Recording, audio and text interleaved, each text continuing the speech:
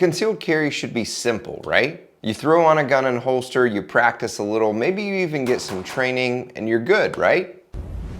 I don't think so.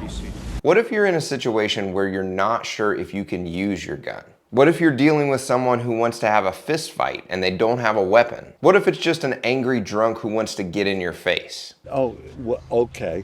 Let's fight. I'm not trying to fight, no. You ready? No. What do you do? Or what if you win the gunfight but you're bleeding to death waiting for help to come? In this video, we're going to talk about the 3 tools that every concealed carrier should carry. Let's go.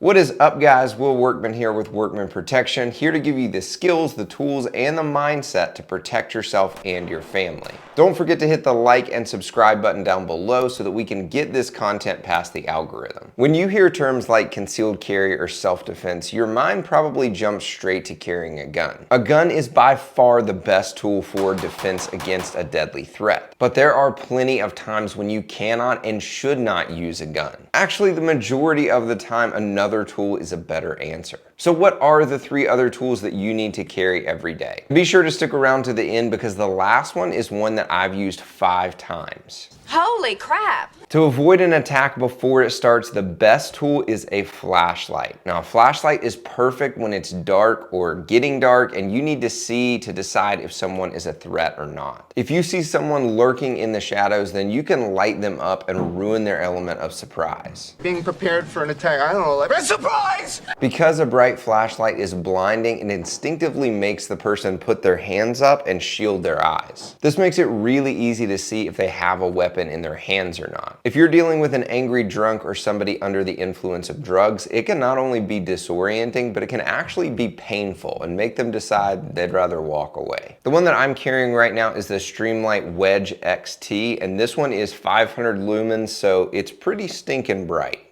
The power of the sun in the palm of my hand. It's kind of a squared shape, but the edges are nice and rounded, so it fits really nice in the pocket. It's also rechargeable, which is really nice because you never have to replace the battery. It's also got this clip and this little pull tab to get it out of your pocket really quickly when you need it. But what if you can't avoid the attack and someone is coming to hurt you? That's where OC spray or pepper spray comes in. Now you may be thinking, why would I need pepper spray when I have a gun? What are you, a girl or something? Well, because they are different tools for different jobs. Ever tried to use a hammer to take out a 4-inch wood screw? It ain't pretty. A firearm is for defending your life from a deadly threat. It is the last resort when there's no other option and your life is threatened. OC spray is a tool to use between a harsh word and a gun. It's a tool that you can use against simple assault, meaning it's not a deadly threat. OC spray is super cheap, it's very safe, and it can really ruin a bad guy's day and teach him the hard way. It's kind of hard to fight when your face is on fire. The one that I carry every day is POM OC spray. I really like these. They're like 10 or 12 bucks on Amazon and they clip in your pocket, and I carry one every single day. Now, I have some hand-to-hand skills and I could probably do all right in a fight, but I'd much rather hit someone with a long-range eye poke and give them the hot sauce than give them a chance to hit me in the face.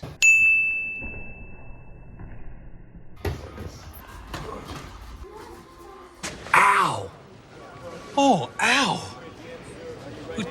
Before we get to the tool that I've used 5 times, if you are new to concealed carry or you're just trying to find a better way to carry a gun, I want to give you something that will really help you out, and that is my free guide to concealment. It's basically everything that I wish I knew when I first started carrying a gun, and I want you to have it for free, so go check that out in the description down below. It's good stuff. So what is the tool that I've used 5 times? Well, we're waiting.